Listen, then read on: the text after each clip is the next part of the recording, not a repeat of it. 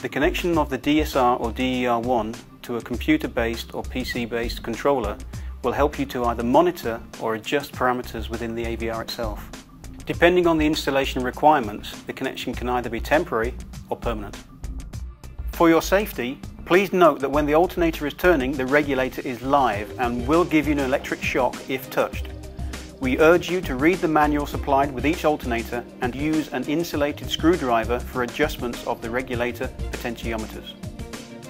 To connect the DSR or DER1 to a computer, you will need the following. The DI1 interface module is available from Alte. The DI1 has two ports, an RS232 and an RS485 port for computer connections. Mecc does not supply the serial cable to connect the DI1 interface module to the computer. Please make sure that the connected computer is close to the alternator but safely positioned. Included in the interface package is a COM connector to connect the regulator to the DI1 interface.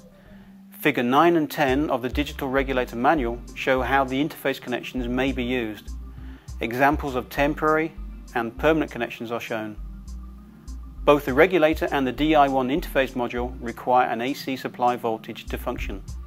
The most common way is to power both the regulator and the DI1 interface module from the MUX, which is the auxiliary winding taken from the main stator. Optionally, you can power the DI1 interface module from a separate 9 to 14 volt DC power supply. Please refer to the digital manual for more detailed instructions. There are two sets of computer firmware supplied by Mecc for the connected computer. The first is the reader, which enables you to monitor real-time voltage and frequency. It will also give you a status of the 7 alarm conditions. Please note that without any special adaptation, the voltage you will see on the Mecc reader will be the line to neutral voltage. The second set of Mecc firmware is the terminal.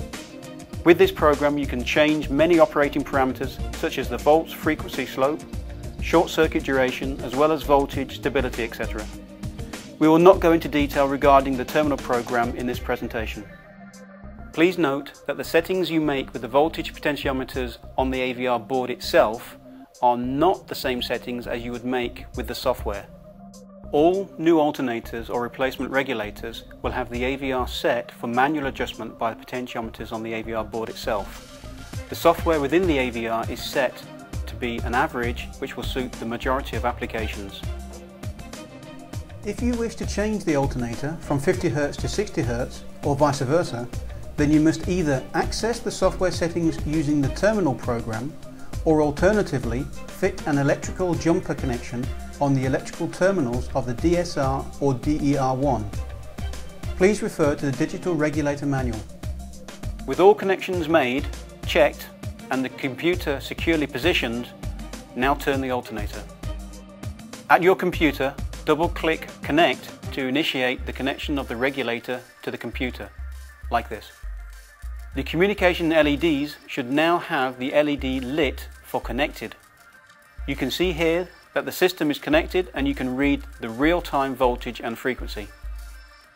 The list of alarms are shown in the reader screen. With the terminal firmware you can also see the type of alarm, number of events, duration of events and total time. The regulators have a built-in runtime clock and a non-volatile memory which activate when the regulators are powered.